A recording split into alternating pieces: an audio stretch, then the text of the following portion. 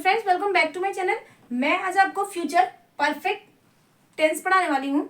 ये जो ग्रामर की सीरीज चल रही थी, बीच में ग्रामर की सीरीज में मैंने बीच बीच में स्पोकन की क्लास भी ली है, तो वापस से मैं आपको फ्यूचर परफेक्ट टेंस के बारे में बता देती हूँ।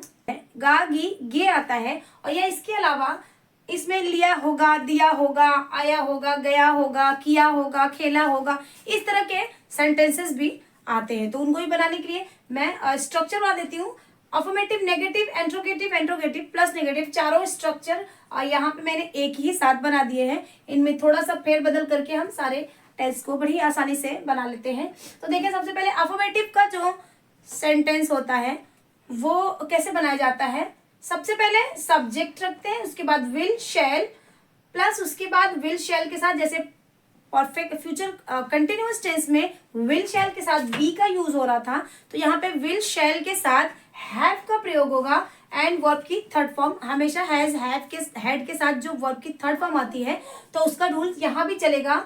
विल शैल के बाद हैव लगाएंगे, हैव के बाद वर्ब की third form object and other.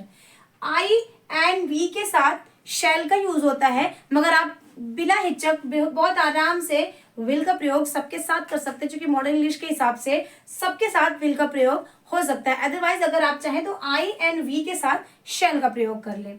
Negative sentences जो होते हैं उसमें subject will shall have plus verb की third form object other, will shall और हैव के बीच में नॉट को पुट कर देने से हमारा अफर्मेटिव से बड़े ही आसानी से नेगेटिव सेंटेंस बन जाते हैं।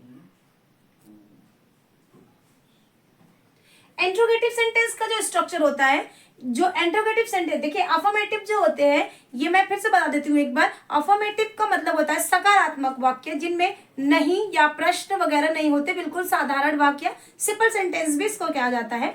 तो उसके बाद जो आता है नेगेटिव, नेगेटिव ये होते हैं नकारात्मक वाक्य, इनमें कहीं ना कहीं नहीं का यूज जरूर होता है, नहीं, नो, नेवर, इस तरह के वर्ड जरूर से जरूर आते हैं। इसके बाद जो आता है एंट्रोगेटिव, एंट्रोगेटिव जो होता है वो प्रश्नवाचक होता है। इसमें किसी भी रूप में प्रश्न आता है, या तो व्हाट टाइप की फैमिली हो या तो हु टाइप की फैमिली हो। What type and who type को मैं आगे एक्सप्लेन कर देती हूँ। एंट्रोगेटिव प्लस नेगेटिव जो होता है प्रश्न के साथ साथ नहीं भी जुड़ा होता है, तो एंट्रोगेटिव प्लस नेगेटिव बन जाता है। इसमें भी what type and who type दोनों फैमिली होती है। ये व्हाट टाइप और हु टाइप की जो फैमिली है, प्रश्न जब क्या से शुरू होता है जिसका आंसर हम यस या नो में दे सकते हैं, तो उस जगह पे हम उसको व्हाट टाइप की फैमिली कहते हैं। उसमें हम प्रश्न को जो है हेल्पिंग वर्ब से बताते हैं। जितने भी हेल्पिंग वर्ब को प्रश्न की जगह रख लेते हैं तो हमारा एंट्रोगेटिव का सेंटेंस बन जाता है। एंट्रोगेटिव प्लस नेगेटिव बनाने के लिए सेम रूल होता है, हैव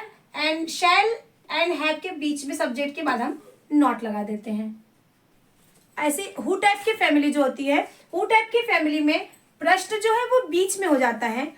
जैसे क्या राधा फूल तोड़ चुकी होगी, लेकिन जब हु टाइप की फैमिली होती हो तो वो प्रश्न बीच में आ जाएगा, राधा फूल क्यों तोड़ चुकी होगी, या राधा फूल कब तोड़ चुकी होगी, वह कहाँ जा चुका होगा। प्रश्न हमेशा बीच में आ जाता है। तो जब हम एंट्रोगेटिव प्लस नेगेटिव या एंट्रोगेटिव हु टाइप की फैमिली बनाते हैं, तो जो व्हाट टाइप की फैमिली का जो स्ट्रक्चर होता है, उसी स्ट्रक्चर में से सिर्फ प्रश्न को उठा के जब आगे रख देते हैं, तो ये जो होता है वो हु टाइप की फैमिली बहुत आसानी से ट्रांसफर बन जाता है। तो ये चारों स्ट्रक्चर से दो नए और स्ट्रक्चर बनते हैं अगर हम यहाँ पे प्रश्न लगा दें।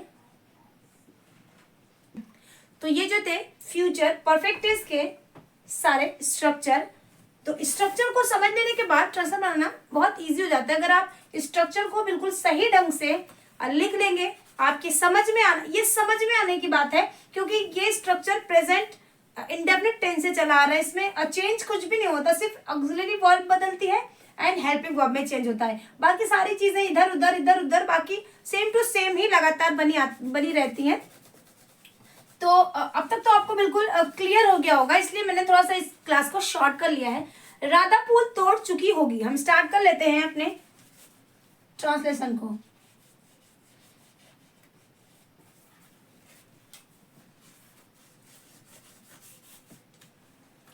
राधा फूल तोड़ चुकी होगी। फ्यूचर परफेक्ट टेंस में मैं एक बार फिर से बता दूं कि भविष्य में किसी भी काम के पूरा होने को दर्शाता है।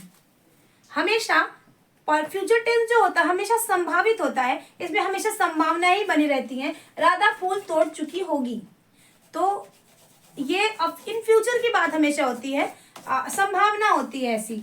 तो इसको हम बना लेते हैं राधा फूल तोड़ चुकी होगी। अगर हम स्ट्रक्चर के हिसाब से रख लेंगे तो सबसे पहले हमारा सब्जेक्ट आ जाएगा Radha will have plugged flowers. अब आपको परफेक्ट टेंस के लिए हमेशा आपको वर्ब की थर्ड फॉर्म की जरूरत पड़ती है। तो ये सारे वर्ब के third form, first second third तीनों फॉर्म मैंने अपनी पिछली क्लासेस स्टार्टिंग में ही और टेंस शुरू करने से पहले ही बता दी थी, ताकि आपको बाद में कहीं सर्च ना करना पड़े। अगर आपको अभी भी कोई कंफ्यूजन है या आपको याद नहीं है तो आप मेरी पिछली क्लासेस और मेरी क्लास में देख सकते हैं। तो आपको सारे टेंस के जितने मतलब कि यूज की होते हैं, वैसे तो बहुत ज्यादा है, बट जितनी रेगुलर यूज में आती है उसकी सारी फर्स्ट सेकंड थर्ड फॉर्म मैंने आपको लिख के दे दी है। मैंने क्लास भी ली है और मैंने पोस्ट भी किया हुआ है, तो आप कहीं से भी इसको देख सकते हैं। वे क्रिकेट खेल चुके होंगे, they will have played cricket. मैं अपना काम देख ले, दे विल हैव वर्ब की थर्ड फॉर्म, ऑब्जेक्ट इसमें है क्रिकेट। मैं अपना काम कर चुका हूंगा, आई, वैसे तो विल लगता है बट शैल लगा देती हूं मैं, I shall have done, I shall have done my homework.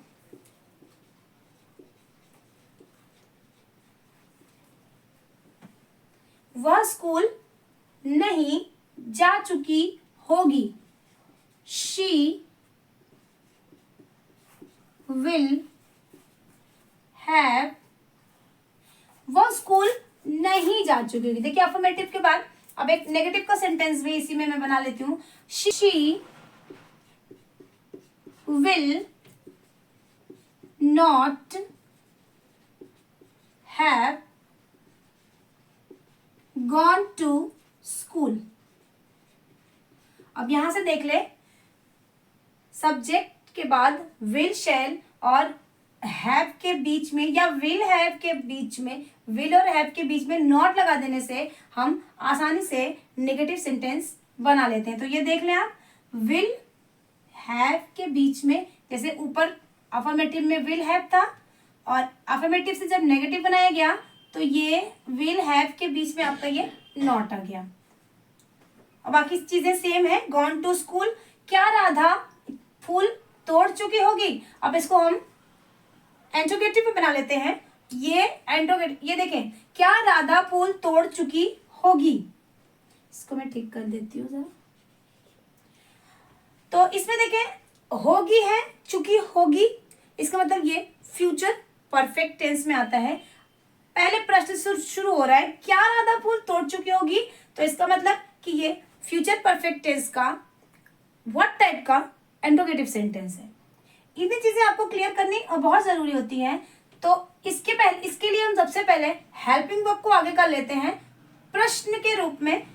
ये जो क्या है इसको बनाने के लिए व्हाट का यूज नहीं होता है, ये आप ऑलरेडी बहुत सी क्लासेस में पढ़ चुके हैं, फिर भी मैं फिर से बता देती हूँ। इसके लिए हमेशा हम ऑक्सिलरी वर्ब विल शैल को यूज कर लेंगे, या जो भी।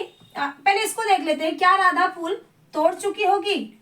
क्या, अब क्या राधा है, राधा सिंगुलर वर्ड है, तो इसके लिए विल का ही हम लोग यूज कर लेंगे। विल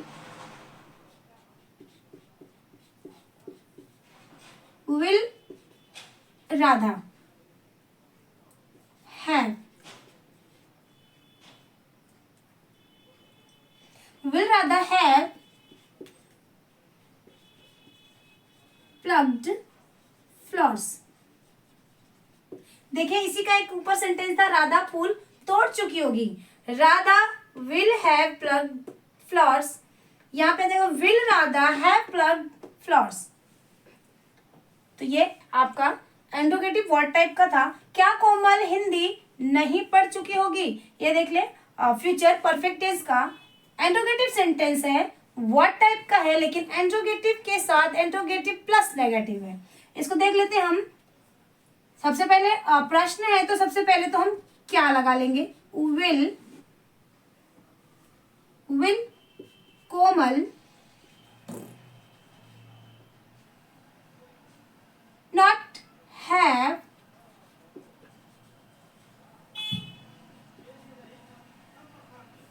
अगला हम देख लेते हैं, क्या कोमल हिंदी नहीं पढ़ चुकी होगी? तो इसके लिए हम पहले विल लगा लेंगे, will Komal not have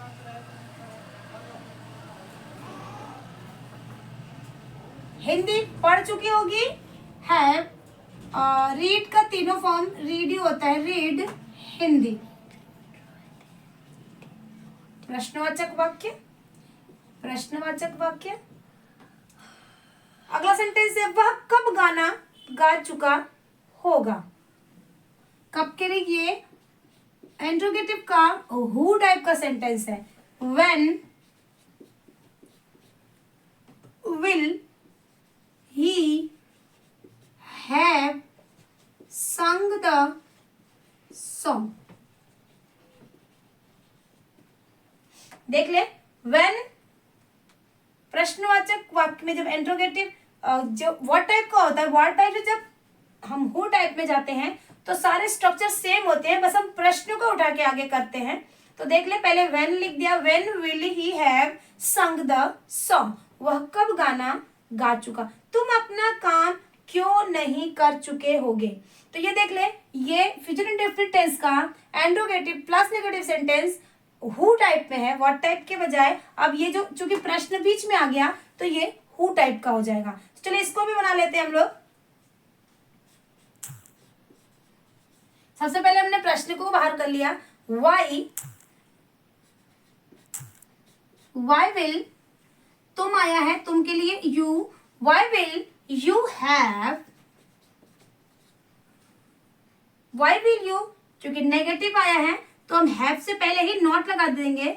why will you not have, काम कर चुके होगे, डन, वर्क की बात आएगी, done your work, question mark के साथ इसको एंड कर देंगे। तो ये जो थे कुछ सेंटेंस थे फ्यूचर परफेक्ट टेंस के पहचान के साथ। उम्मीद है कि मुझे आज की क्लास आपको काफी इंफॉर्मेटिव लगी होगी। अगर आप अभी मेरे चैनल पे आए हैं तो आप प्लीज इस चैनल को सब्सक्राइब कर लीजिएगा, क्योंकि क्लास आपके लिए बड़ी फायदेमंद है, बड़ी हेल्पफुल है। आप स्टेप बाय स्टेप कन्वर्सेशन भी सीख रहे हैं, प्लस साथ साथ आपकी ग्रामर के जितने कंफ्यूजन थे उसको भी आप डे बाय डे दूर कर रहे हैं। तो इस क्लास को अगर आप अभी तक मेरी क्लास में बने हुए हैं तो इसका मतलब कि जरूरी आपको ये क्लास पसंद आ रही है और आपको इससे जरूरी कोई फायदा हो रहा है। तो आप प्लीज इस क्लास को लाइक कर दें और अपने दोस्तों के साथ शेयर जरूर क्या करें। इसके साथ साथ कोई प्यारा सा कमेंट करना ना भूलें। अगर कोई कंफ्यूजन है तो उस कंफ्यूजन के भी आप मुझे कमेंट कर सकते हैं, मैं रिप्लाई करूंगी। इसी के साथ थैंक्स फॉर वॉचिंग, मिलते हैं अगली क्लास में कुछ नया सीखने के लिए। Bye bye. कितने मिनट की हुई?